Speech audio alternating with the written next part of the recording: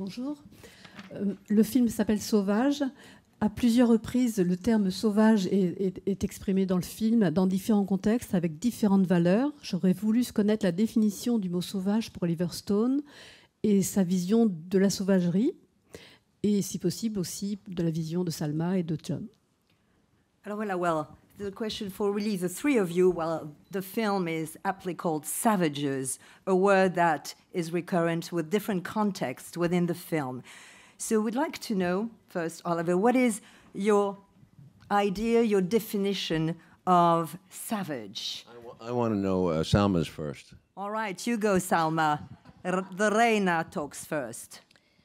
Okay, I'm not much of a dictionary, but I have mixed feelings about this word, like a bipolarity about this word, because I think that I love one part of it, and there's another part of it that really that it scares me and I don't like. I like the sense of being savage because it means untamed. And of course, if you're a rebel at heart, you love this, and I am a rebel at heart. So this idea of not being controlled and being untamed and being free and being a savage and going like to your roots, I like that. But also a savage means not having any morality, any moral limits, any consideration for other human beings, and almost having a hunger for doing what you want and destroying in your way. And unfortunately, I think that as we have evolved as a race, in some ways, we have become savages, in some others, in the bad sense. Alors voilà, c'est vrai que je ne suis pas vraiment un dictionnaire, mais j'ai des sentiments partagés vis-à-vis de ce mot. Alors évidemment, il y a un côté du mot vraiment sauvage que j'aime. J'aime le côté insoumis, j'aime le côté rebelle, puisque j'en suis une. J'aime le côté que l'on soit libre. Donc cet aspect-là de la sauvagerie, en quelque sorte, me plaît. Mais l'autre côté, qui me plaît beaucoup moins, eh bien évidemment, c'est le côté où à ce moment-là, lorsqu'on est sauvage, on oublie toute moralité, on n'a plus de sens de limite, on considère les autres humains avec vraiment aucune limite, aucune moralité, et on a cette soif de faire ce que l'on veut et par là même de détruire. Alors évidemment, hélas, notre société ou l'espèce humaine telle qu'elle a évolué, entre parenthèses, eh bien malheureusement ce côté sauvage-là s'est de plus en plus développé. What about you, John? Then we'll go to Oliver. I'll keep mine simple. Animalistic reaction to something, inhumane reaction to something is the simple definition. Alors, définition simple de John alias Dennis, finalement une réaction presque animale, une réaction inhumaine. Telle serait un peu ma définition de cette sauvagerie-là. What about you, Oliver Stone? Moi, écoute, on ne va pas demander chacun demande une question, ça fait par trois, on ne va jamais finir là. Il faut avoir. Mais moi, j'ai rien à dire parce qu'elle a dit si bien, tu sais. Et la fille dans le film le dit, Blake dit l'histoire, c'est une retour à la pureté, elle dit à la fin du film. Mais moi, je dirais seulement, j'aime beaucoup ce titre parce que c'était le titre du book. Deux, j'ai fait un film qui s'appelle Salvador, alors pourquoi pas faire un autre film qui s'appelle Savages. J'aime beaucoup les S, mon nom c'est Stone. J'ai fait South of the Border. Salma. Salma. D'accord. Eh oui. Autre question, là-bas. Bonjour, une question pour Oliver Stone. Tous vos films ont en général un point de vue politique assez fort, assez tranché. Pourriez-vous nous parler du point de vue politique de celui-ci? So, Oliver, all your films have a political viewpoint. Could you tell us what's your political view through Savages? Look, the war on drugs has been going on for 42 years of my life. It was declared by Nixon in 1972, and it's a farce. It didn't work. The drugs are more extensive, cheaper, and better quality. than ever. For 42 years, we've brought a lot of pain and money to this war. We put enormous amount of population in prison, including a young underclass, mostly African American. And our prisons have gotten enormous. We are per capita the largest prison population in the world, which makes America the most oppressive country in the world. And we also have Guantanamo, but we can go there separately. So I'm not a fan of the drug war.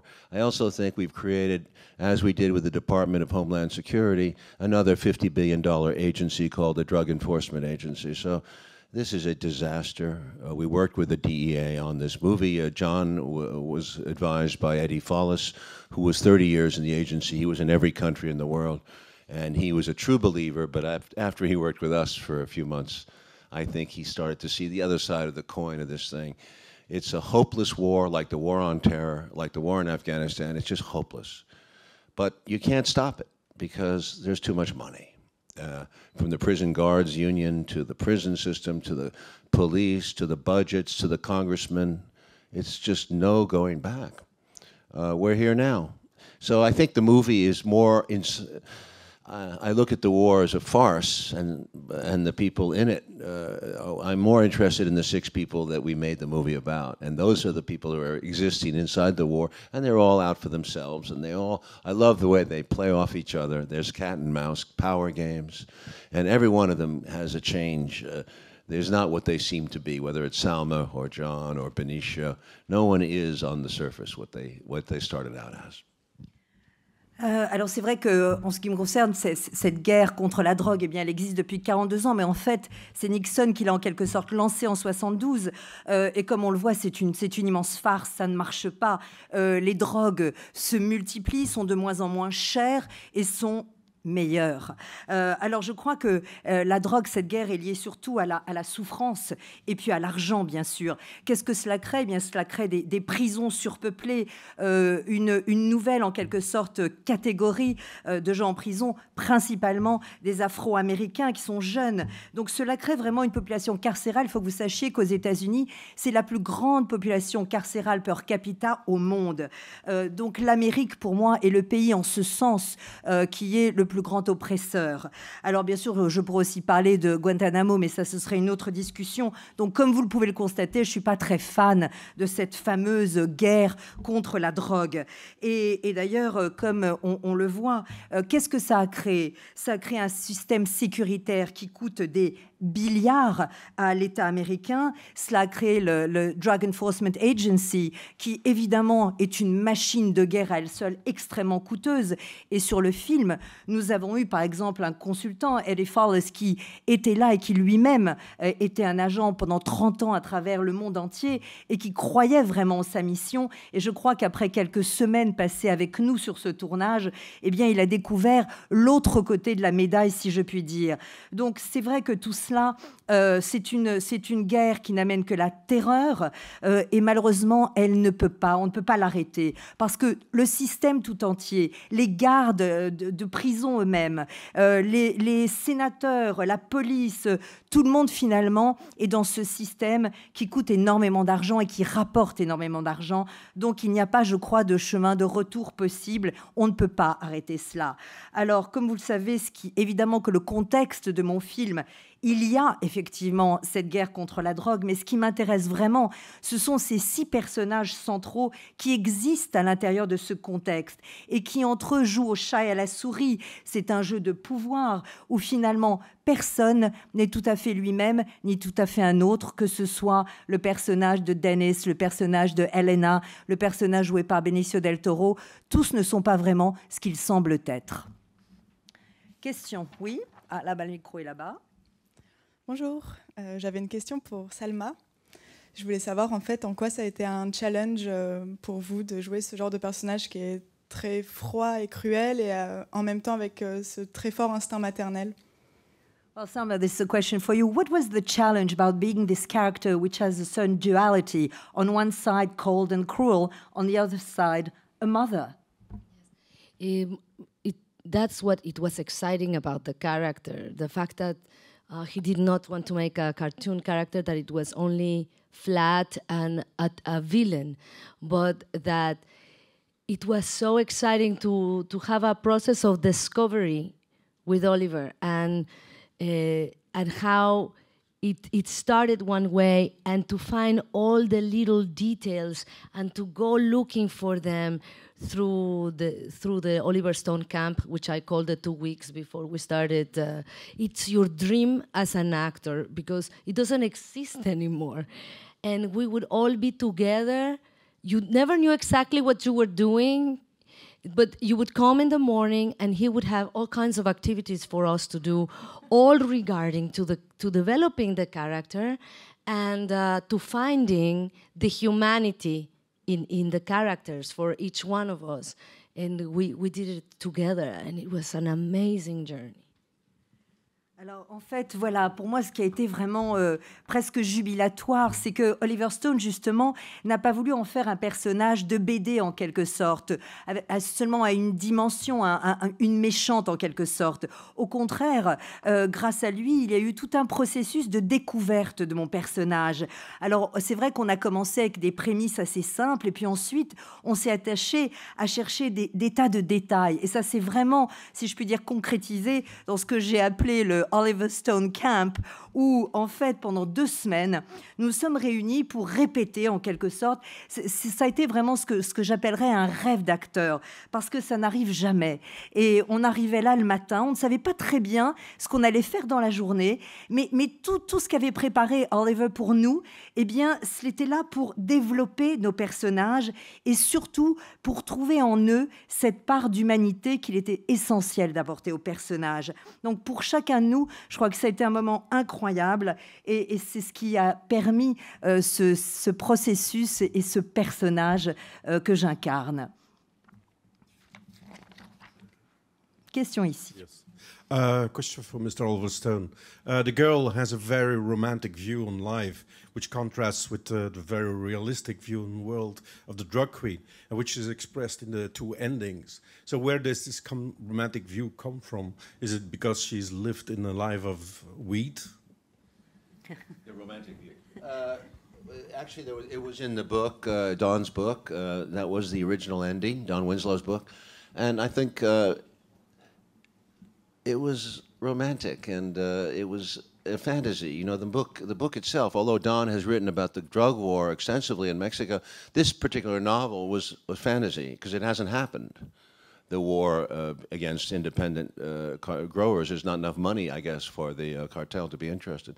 It could happen. So, but it was a whimsy. And anyway, in that whimsy, it was a story, and we decided to tell it through the eyes of Blake O. And she says at the beginning of the movie, you know, just because I'm telling you this story doesn't mean I'm going to be alive at the end of it, which sets up the idea that there could be an unreliable narrator here.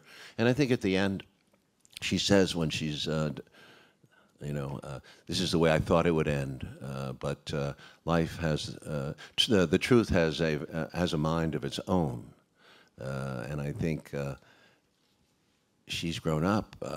But I always had a problem believing that 2 young people at the height of their life would give up their lives for one of the threesome who was dying. I found that to be a little bit romantic. And Butch Cassidy and the Sundance Cynic. Kid. People like. So I went with a cynical ending, which is the war on drugs, which is it goes on, and people don't get killed except the lower level people. But frankly, what's the surprise character is John Travolta, because Dennis is the weakest character in the book, and he died. He committed suicide. So we worked with Eddie and John. We made him a stronger character. He's smart. He's not going to walk away from this kind of deal. So he comes back, and he comes back smart, and he makes out the best, and Salma takes the fall because she's the weakest at the end of the day in this Shark Tank. Or actually the most prominent, and she becomes the fall guy. She goes to jail, he makes out, and the kids get away to Indonesia, where they have to rebalance and rethink their lives. And I don't think it's going to be as Jules and Jim come back as they're going to break it up, I think.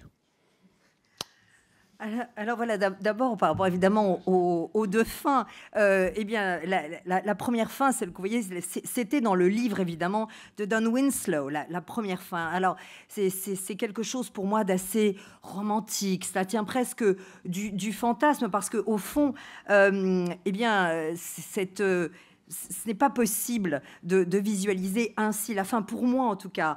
Alors, c'est vrai que Don Winslow a écrit beaucoup de livres sur la guerre de la drogue au Mexique, mais justement, ce livre-là, Savage, eh bien, ce n'était pas sur ça. Cela montrait justement comment cela pourrait devenir entre le Mexique et la Californie. Mais pour le moment, cette guerre-là, transfrontière, en tout cas, n'existe pas. Peut-être qu'il n'y a pas assez d'argent pour les cartels et qu'ils ne s'intéressent pas assez à cela. Donc, vraiment, la première fin, en quelque sorte, c'est une fantaisie que l'on voit à travers les yeux du personnage principal, O. Cette voix, cette narratrice, qui dès le départ d'ailleurs n'est peut-être pas fiable, puisque la première phrase qu'elle prononce dans le film, c'est « Écoutez, ce n'est pas parce que vous me voyez là et que vous entendez ma voix que je serai vivante à la fin du film ». Donc il y a quand même le doute quant à la narratrice. C'est vrai que pour moi, je trouvais qu'à la fin, évidemment, la deuxième fin ressemble davantage à ce que moi, Oliver Stone, je crois. Parce que franchement, l'idée de deux jeunes gens se donnant la mort pour suivre l'un des leurs tombés, c'est une vision très très romantique, un peu à la Butch Cassidy et le Kid. Mais finalement, moi, je crois davantage à la deuxième fin, plus cynique, certes, qui est que la guerre continue, bien sûr, la guerre contre la drogue. Personne vraiment n'est tué, sauf justement souvent les petits, et la guerre continue. Et voilà. Ce qui est intéressant pour moi, c'est que finalement, Dennis, qui au départ était peut-être le personnage le plus faible, eh bien, c'est lui qui revient et qui finalement, de façon très maligne, s'en sort. Alors que Elena, qui au départ était évidemment la reine du cartel, eh bien au contraire, c'est elle qui chute, c'est elle qui devient la plus faible. Étrangement, parmi ces requins, eh bien c'est elle qui finalement, hélas, en quelque sorte, perd. Et je crois que la suite pour les trois adolescents, en quelque sorte, qui partent, eh bien ils se retrouvent en Indonésie. Et en ce qui me concerne, je ne crois pas qu'ils restent ensemble. Je ne crois pas du tout qu'il y ait une fin à la Jules et Jim. Ah oui. And the truth has a mind of its own. Et la vérité a sa propre logique. Merci Oliver. Autre question. Bonjour. Oui. Donc moi j'ai une question pour John Travolta. Donc Savages est aussi un film qui parle d'amour. Et j'ai vu que vous étiez à Paris avec votre femme et vos enfants pour célébrer votre 21e anniversaire de mariage. Et j'aurais voulu savoir quel était votre secret pour faire durer votre couple et l'amour. All right. Well, Savages is also a love story, and you're in Paris celebrating your 21st wedding anniversary. What is the secret for keeping romance alive? Chanel. C'est tout. J'adore. Autre question? Oui. Ici. Oui, j'ai des questions à propos de la musique pour Oliver Stone. Je voudrais savoir, d'abord, depuis Platoon et Georges Delerue, vous n'avez cessé de travailler avec des compositeurs prestigieux. Donc j'aimerais savoir si cela a fait évoluer votre rapport à la musique. Et par rapport à Savage et votre collaboration avec Adam Peters, je voudrais savoir comment ça s'est passé, sachant que vous l'aviez rencontré initialement pour un documentaire, South of the Border. Et donc je voudrais savoir comment ça s'est passé pour qu'il travaille justement sur une œuvre de fiction comme Savages. Oui, c'est un compositeur, on dit un compositeur qui a travaillé avec Hans Zimmer comme complice. Alors, il était un petit peu d'expérience. Il a travaillé très fort pour nous sur le sud de la frontière. Et on a aimé. Et finalement, il a travaillé sur l'histoire inconnue des États-Unis qui sort en novembre. C'est un film de 10 heures qu'on travaille depuis 4 ans. C'est un jeune garçon anglais qui rentrait. Les Anglais, d'habitude, n'écrivent pas la musique de trop. Alors, je me méfie. J'ai utilisé toujours des Français, des Italiens, des Grecs. Voilà, mais et mexicain. Oui, oui. Alors là, on a fait un film. Je ne savais pas le style avant quand j'ai commencé. Je ne savais pas. Je sais, il y avait beaucoup de needle drops. J'ai fait des films comme Natural Born Killers Without a Composer. J'ai fait des films comme Any Given Sunday. J'ai fait 4 compositeurs. Alors, je change mes règles tout le temps. Avec celui-là, je ne savais pas. On a commencé avec les Mexicains. On a commencé avec les Novos Corridos, Narco Corridos songs. Mais on n'a pas utilisé. Mexican hip-hop, we used. On a utilisé Brahms. Il y a un beau Brahms, un thème de Brahms, la numéro 1, symphonie 1, parce que pour le sexe. Et on a utilisé des chansons modernes. Et Adam a fait tout entre ça, tout. Et il a fait bien. Il a fait 4 thèmes que j'ai beaucoup aimés. Romantique. Did you like the music of Adam? I think the music is eclectic and special. And isn't noticed. Personne m'a demandé aujourd'hui, mais j'ai beaucoup la musique dans le film. Question. Autre question? Oui. My question is for Mr. Travolta. If you'd like to talk to us a little bit about your character, about how you enjoyed enacting it, what kind of challenges you had playing it. Voilà le plaisir d'interpréter Dennis. Oui. Well, it was a challenge to figure out a complex man who is duplicitous and complicated, and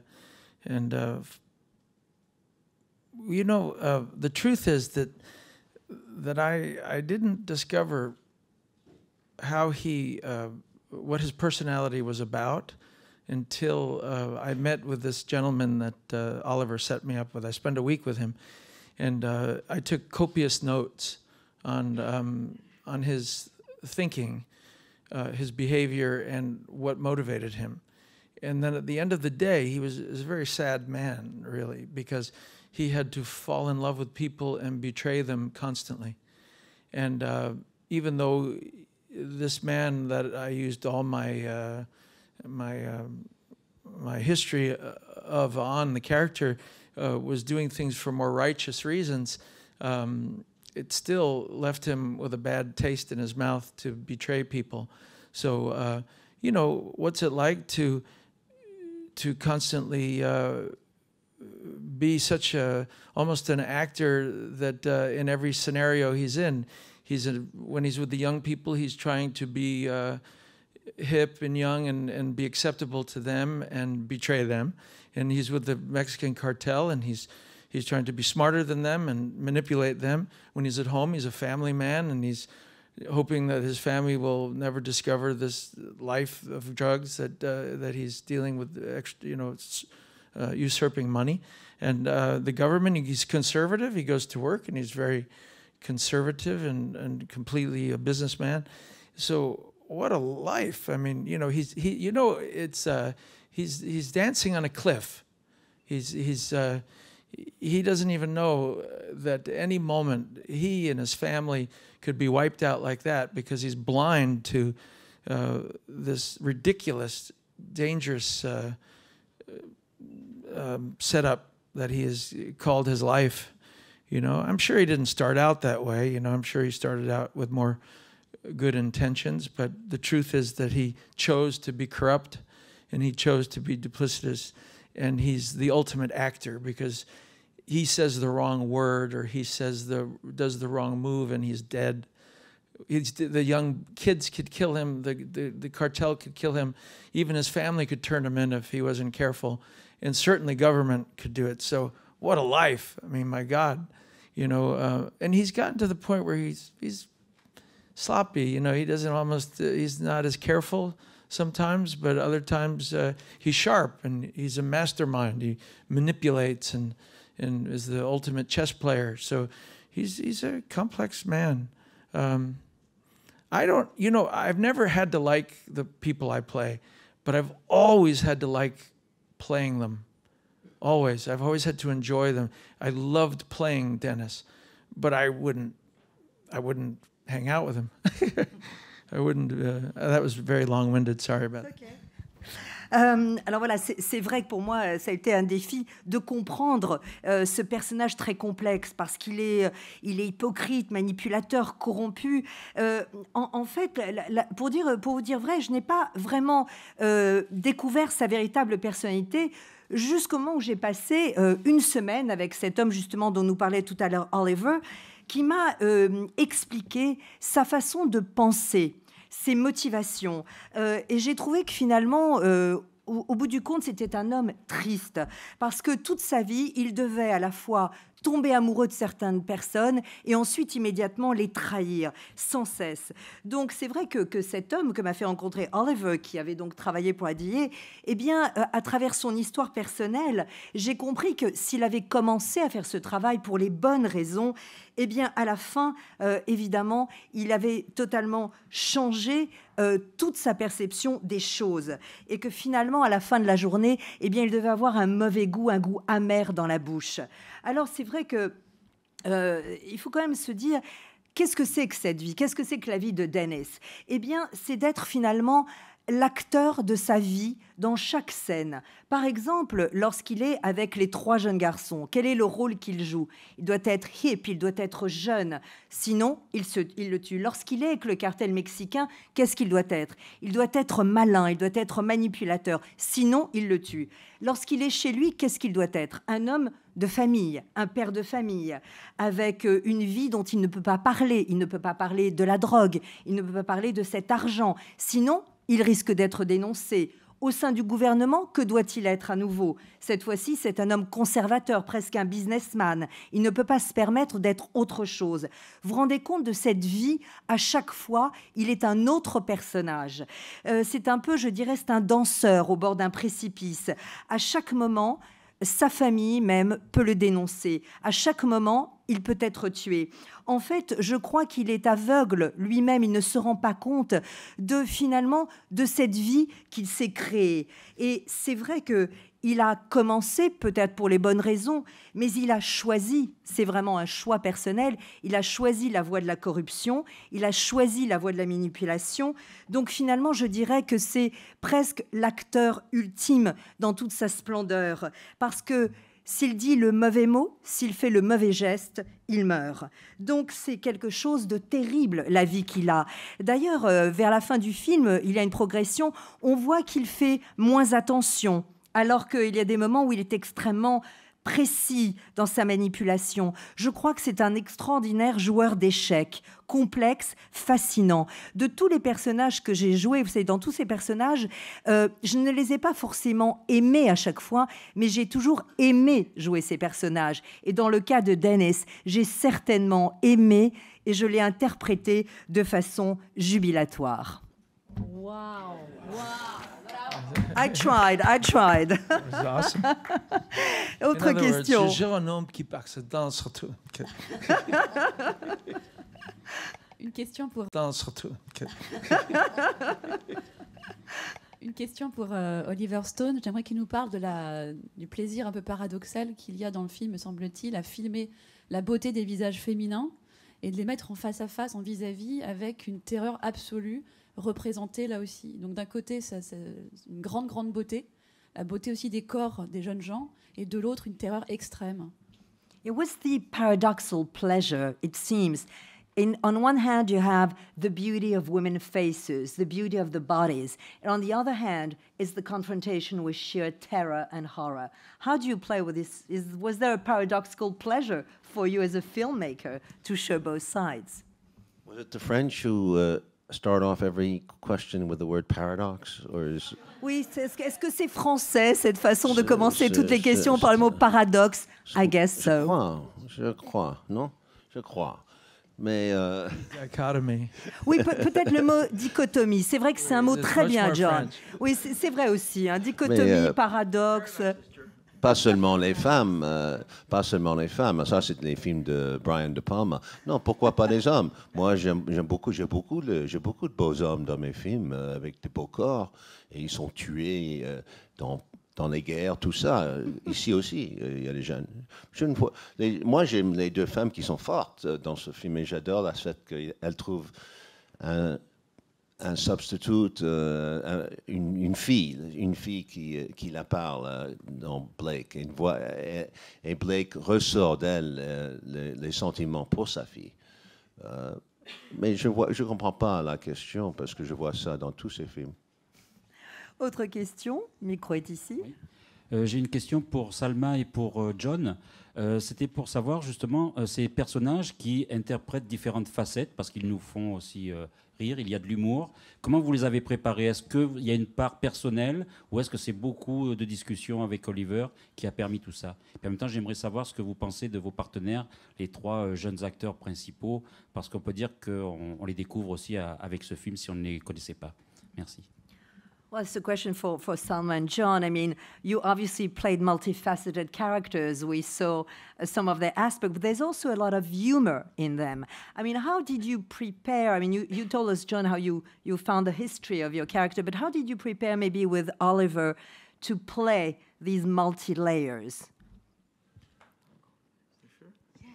Go for it. Well, my instinct for most of my characters I've ever played has been to have you know this expression yin yang, where you balance something. I've always tried to balance dramatic characters with humor, and Dennis almost becomes the comic relief in this movie because everything before him and after him is so filled with tension and sometimes horror that you when you see Dennis, you're ready for a laugh.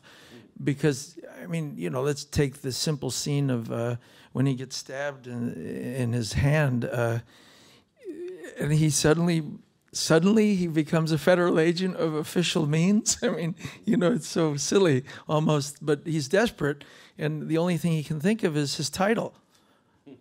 Well, they could give a shit about his title at that moment, and they're doing bad business with him.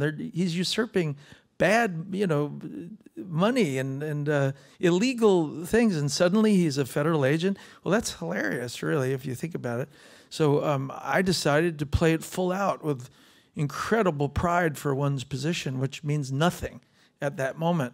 So those are the kinds of things I'm thinking of throughout a character to balance things, you know.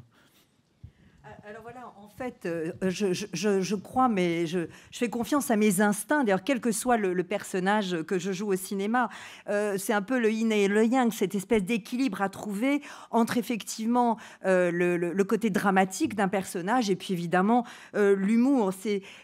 À la limite, je dirais que Dennis est un peu le moment comique. C'est un personnage qui permet en tout cas la respiration, qui permet le rire. Parce que avant et après lui, en général, c'est la tension ou le chaos. Donc lorsqu'il apparaît, le public, le spectateur est prêt à sourire et à rire. Par exemple, je pense à cette scène où, évidemment, on le poignarde comme ça de sa main. Et là, évidemment, c'est complètement ridicule. Mais soudain, il parle de son titre. Soudain, ça devient un agent fédéral. Alors qu'en réalité, il est dans une situation désespérée, que l'argent de la drogue est là. Et là, soudain, une seule chose compte qu'il met en avant, c'est son titre. Évidemment que c'est ridicule. Ça ne veut rien dire, ce titre-là, à ce moment-là. Mais c'est ce qui me permet, à chaque fois dans des scènes, de trouver ce juste équilibre entre, effectivement, le sérieux et le rire. Oui. Also, you know, when you first meet Dennis, he's piggish, you know, because he eats, you know, sloppy, and he looks sloppy, and that's funny, but it invites an audience to say, I know exactly what he's about, you know, and it invites them to pay attention to the rest of your story, you know, your character. That's all. Oui. Okay. Oui, c'est vrai. Et d'ailleurs, lorsque la première fois que l'on voit Dennis à l'écran, il est en train de bouffer vraiment un peu comme un cochon. Il n'est pas très propre sur lui. Et tout de suite, c'est une façon d'inviter justement les spectateurs à se dire tiens, je sais qui c'est lui. Et donc, à vraiment se focaliser ensuite sur l'histoire. Oliver, you wanted to add something? Yeah, just another example that John did. We were having the scene when Benicio comes to see him, to kill him, to threaten him, to find out what's going on. It's a very tense scene, but the dialogue is goofy. It's you know, he's begging for his life through the whole scene, but it loses. It was a tough scene to get. We were having problems, and I remember because it was loose. It was too loose, the dialogue, and we needed to focus it. And at one point we talked, and I said, you know, don't take your eyes off Benicio because he's like a snake, and he's in your living room, and he's a cobra, and you must never take your eyes off that snake. You must, no matter what you say, you got to keep moving around him, keep looking at him. And when you did that, you focused. Your seriousness came into play. So it wasn't silly anymore. It was, but it was only, it was silly, but it was, the dialogue was silly, but the eyes were not silly because you were begging for your life. That's correct. Yeah. So that was an interesting moment. Yeah. Alors, oui, c'est par exemple le moment où Benicio del Toro vient pour menacer effectivement Dennis. Alors à la fois, on a ce mélange de dialogue qui est finalement assez drôle, et alors que Dennis est en train de supplier Benicio de ne pas le tuer. Et cette scène d'ailleurs était assez difficile au départ. On n'arrivait pas vraiment à trouver le bon rythme. Et soudain, j'ai dit à John, écoute, voilà ce que tu dois faire. Imagine que Benicio, c'est un serpent, c'est un cobra, qu'il est rentré dans ton salon, et ta survie, eh bien, c'est de le fixer, de ne jamais le quitter des yeux. Quoi que tu fasses, quoi que tu dises, tu le fixes du regard, tu tournes autour de lui, mais tu ne le quittes jamais du regard. Et à ce moment-là, John, justement, a changé en quelque sorte son jeu. Le sérieux et le côté donc plus dramatique de la scène est arrivé à ce moment-là, parce qu'il y avait cet équilibre et ce parallélisme entre un dialogue plutôt drôle et tout le sérieux et l'intensité dans le regard de John. Salma, what about you? I mean, how did you work out with Oliver on your part altogether? Well, first I'd like to say also, just as a witness, because I didn't have a lot of scenes with John, so we didn't rehearse as much.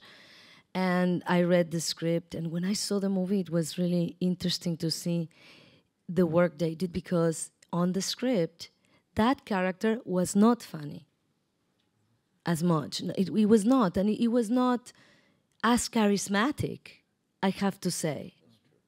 And it's such a special pleasure, you know, to be part of something that you see at the very beginning. And I can say the same about a lot of the things he did. I usually have an idea what the film's going to look like. And when I saw this film, you know, I was so surprised. And it's exciting as an actor to see it in another actor. It's inspiring about what he did and also about what he did. Because you read the script, it was nice, it was interesting, but it was not poetic, beautiful, sensual like that, no. And about the comedy in my character, the truth is that these people that we play, especially like the Mexican cartel and stuff, they're very sad, tragic people, but they live in a very ridiculous way. Their existence, it's seriously ridiculous. I mean, to live in houses like that, but be completely alone and have nothing to do, be a prisoner, you know, be your own hostage in your own house, and have everything. You know, where are you going to spend the money? Well, let's buy another 10 stuffed animals that are real animals. Their existence and the way they live and the way they operate, it's ridiculous. And you might think that it's over the top and exaggeration.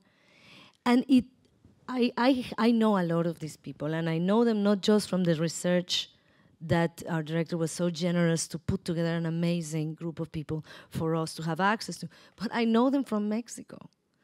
And they're funny, but they don't mean to be funny. And it's a great example I'm going to give you. So I know them, and I took it very seriously, and I was just committed to that character, and did not try to say, oh, they might think it's going to be too much. That's how they are. But one example, brilliant example of something that Oliver did working together was that in one scene, by the way, I knew I had one take, which was so nerve-wracking. And right before he comes over and he goes, oh, by the way, she's drunk now. I'm like, now? Yeah, she's drunk. But I haven't been drinking. She's drunk. But is it going to, shut up and do it already. I don't have time. Okay. So I play her drunk, scared because are people going to think she's drunk or just know that I'm a bad actress? And so we did it. He goes, great, moving on. And now we go to the next scene, which is I'm in the horse. I'm walking with the horse. And she goes, now you are much drunker. And I go, but they didn't see me drink. It doesn't matter. Now you're much drunker. And I said, okay. So I just committed to being drunk. And he messed up my hat and my hair and my clothes. And there I went, one take, Mohammed comes to wherever, to the mountain, that scene. And I was very drunk, according to the director. And somehow nobody has questioned it, so he knows. The maid, too. You were good with the maid. How about when you said there's something wrong with your love story? That was very funny. Not drunk there. Alors d'abord, je regrette, j'ai pas eu énormément de scènes effectivement avec John Donne et c'est donc pas beaucoup de répétitions. Donc c'est vrai que lorsque j'ai découvert le film, j'ai vu le travail extraordinaire, le jeu de comédien à l'écran, parce que sur la page, dans le scénario, le personnage de Dennis n'était pas si drôle que ça, pas si charismatique même. Donc c'était, je dois vous dire que vraiment faire ce film, tourner ce film avec Oliver, avec des acteurs comme John et les autres, c'est un plaisir vraiment très particulier. Alors, vous savez, d'habitude, quand je tourne un film, j'ai une idée assez précise de ce qu'il va donner à l'écran. Là, pas du tout. J'ai eu cette surprise extraordinaire de découvrir Savages, et c'est très excitant parce que je me suis rendu compte à quel point Oliver nous avait tous inspirés et donc nous avait rendus inspirants à travers un scénario qui, certes, était intéressant, mais qui n'avait pas toutes ces subtilités. Là, soudain, j'ai découvert un film qui était poétique, qui était sensuel, où il y avait vraiment des éléments qui avaient été créés pendant le tournage. Alors, vous parliez de l'humour dans mon personnage. Alors, faut que je vous dise, les cartels au Mexique, il n'y a rien de... Ce sont des gens qui vivent des vies plutôt tristes, voire tragiques, et en tout cas ridicules. Franchement, est-ce que vous vous imaginez, vous êtes dans ces immenses maisons, seul, vous êtes un peu comme un prisonnier ou bien l'otage de votre propre maison, avec pour seule question le matin, qu'est-ce que vous allez... Not all of them, some of them. I don't want to get killed. Ah oui, donc évidemment, Salma ne voulant pas être tué à son retour. Donc parfois, ils ne sont pas aussi ridicules. Voilà, et donc leur seule préoccupation, c'est quelle autre peluche ou animal vont-ils trouver. Donc c'est vrai que on n'a pas, ce côté n'est pas exagéré, même si grâce à la recherche que Oliver a la générosité de mettre à notre disposition, moi je connaissais personnellement, il y a des gens qui, en tout cas, ont touché de près ou de loin au cartel au Mexique. Et croyez-moi, ils sont très, très drôles, mais sans le savoir. Donc, j'ai pris ce personnage très au sérieux, finalement, son côté too much, un peu son côté extravagant. Et j'ai adoré. Alors, je vais vous parler d'une scène, juste pour vous donner un exemple. D'abord, avec Oliver, il m'autorisait une prise, pas plus. À un moment, on arrive sur une scène et il me dit... Juste avant de tourner la prise, il me dit « Salma, tu es ivre ». Et alors, ça m'a dit « Mais j'ai pas bu. Salma, tu es ivre, tais-toi, etc. » Donc, j'ai joué la scène comme évidemment Oliver me le demandait. Et j'avais un peu peur parce que je me suis dit « Est-ce qu'on va vraiment comprendre que je suis ivre puisqu'on ne m'a jamais vu boire, ou bien est-ce qu'on va me prendre pour une mauvaise actrice ?» Et puis, j'ai fait la scène, une prise. Oliver était ravi. Voilà la scène qui suivit. Là, cette fois-ci, c'est la scène où je suis, vous savez, où je tiens le cheval par la laisse, et c'est la fameuse réplique « Si Mohamed ne vient pas », etc. Et là, Oliver se tourne vers moi et me dit « Là, tu n'es pas ivre, tu es encore plus ivre. Et là, je lui dis, mais enfin, Oliver, on m'a pas encore vu boire. C'est pas grave, tu es de plus en plus ivre et tu le montres. Et en fait, je me suis rendu compte que personne ne s'était jamais demandé pourquoi je jouais la scène comme ça. Donc, et John de rajouter aussi, il y a aussi un moment très, très fort et drôle en même temps, quand elle dit à Oh, il y a quelque chose de tordu, de foutu avec ton histoire d'amour avec les deux jeunes gens. Voilà. Question. Une question pour Oliver Stone encore. Il y a une vingtaine d'années, avec Tueur Né, on a l'impression que c'était la violence qui a choqué l'Amérique. Dans ce film-là, on a l'impression que c'est plus peut-être aujourd'hui le ménage à trois, la liberté sexuelle de ces trois jeunes qui pourrait la choquer. Est-ce que pour vous, ces séquences-là étaient un moyen aussi de mettre le doigt sur justement le ridicule du puritanisme actuel? Voilà. So when you did Natural Born Killers, I mean, it was violence really that shocked America and the world maybe. With Savages, it seems maybe what is most shocking maybe is the sex. I mean, we are in a three people having sex together. So was it a way to put your finger in a way and to criticize and to ridicule really American puritanism? Non, premièrement, je ne fais pas des films pour choquer, ce n'est pas mon goal. Je fais des films pour trouver une vérité qui est peut-être unorthodoxe, qu'on ne sait pas encore. Oui, c'est une bonne idée de trouver un scénario avec une fille et deux hommes et sauter ça sur les Américains qui ne voient pas beaucoup ça. Ils l'ont vu dans Butch Cassidy et Sundance Kid, mais la fille était recédée, en fin de compte. Ils faisaient de l'amour, mais ils n'ont pas montré. C'était suggesté en 69, je crois, qui était choquant dans cette période. Mais non, c'est pas. Le film n'était pas fait pour le choc, c'était fait pour chasser une vérité qui est devenue de la guerre de drogue, a rendu les gens dans cet état qu'ils sont. Alors, c'est 6 histoires complètement différentes. Je ne cherche pas à choquer, ce n'est pas mon goal. C'est de donner une bonne histoire, dramatique, bien faite. C'est tout ce que je veux, vraiment. Oui. Non, non. Oui. Oui, oui. Oui. Oui.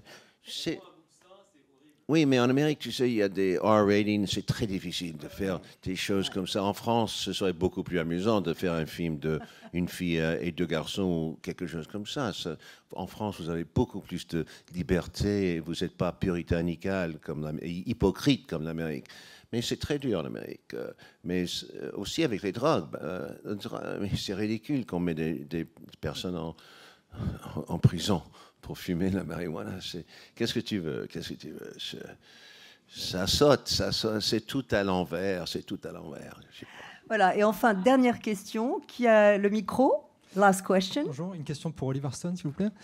Vous aviez, il y a quelques années, un projet sur le général Noriega qui ne s'est pas fait. Qu'est-ce que vous pouvez nous en dire? Et est-ce que vous avez recyclé une partie de votre frustration dans ce film avec des similitudes thématiques ou autres? The Noriega movie, no, I got to know him, and it was we tried to make it a comedy, a satire. We tried, but it's very difficult because it's a fine balance, you know. It's a great story because he was a CIA asset for many years. He allied himself with America with the Contras. He helped us to destabilize the government of Nicaragua. He was also dealing drugs for years, but he was on the CIA payroll. He's a multivariate character, one of those characters you'd love to capture. And I actually went to see him in prison in Miami. He went to France after that, and he's back in Panama. I don't know that he'll ever get out of jail, but why do I say that? Because that's the war on drugs, by the way. You bring out the whole point. The war on drugs is political, too, because every time we declare a war on drugs and we can get Colombia or Mexico or Panama or any of these countries to cooperate with us, we send spies into these countries. We send military. We send radar surveillance. We send pilots. And we tend to make the war on drugs into the war on terror. That's why we call them narco states. So it's a very effective means of control. But if you look at the history of war on drugs, it's really about the United States exerting control in these countries. And that's what's very dangerous, by the way. So Noriega is a bad guy, but somebody ought to make a movie about the real war on drugs. And maybe I should, but maybe Paul, we should do that next. Okay. Alors voilà, d'abord, bien sûr, j'ai rencontré Noriega et on a essayé à l'époque de faire un film qui serait un peu un film satirique parce que, évidemment, c'est un personnage qui a une vie incroyable. Il était évidemment allié des Américains avec les contrats pour déstabiliser le Nicaragua. C'est un personnage qui est complexe et multiple. J'ai été le voir en prison à Miami. Ensuite, il était en France, puis il est retourné au Panama. Peut-être sortira-t-il un jour de prison, je ne sais pas. Mais justement, lorsqu'on parlait de Noriega, eh bien, c'est ça, la guerre contre la drogue. C'est tout simplement politique. Lorsque l'on parle de Colombie, de Mexique, du Panama, eh bien, à chaque fois, c'est une façon d'envoyer dans ces pays des espions, des militaires, des pilotes, etc., qui, en fait, au nom de la guerre contre la drogue, en réalité sont là pour mettre ces pays sous surveillance. C'est pour ça d'ailleurs qu'on les appelle les narco-states. Donc tout ça, c'est en fait une question politique. Il s'agit des États-Unis qui veulent finalement, à travers le faux problème de la guerre de la drogue, eh bien, exercer un contrôle sur ces pays. Et évidemment, c'est très dangereux. Donc bien sûr, Noriega n'est pas un personnage reluisant, mais peut-être un jour d'ailleurs fera-t-on un film sur lui. Peut-être le ferai, je ne sais pas, ou peut-être faudrait-il faire un vrai film sur la guerre contre la drogue. Et c'est peut-être un film que je ferai un jour. Merci à vous tous. Merci, Salma, John, merci. and of course, Oliver.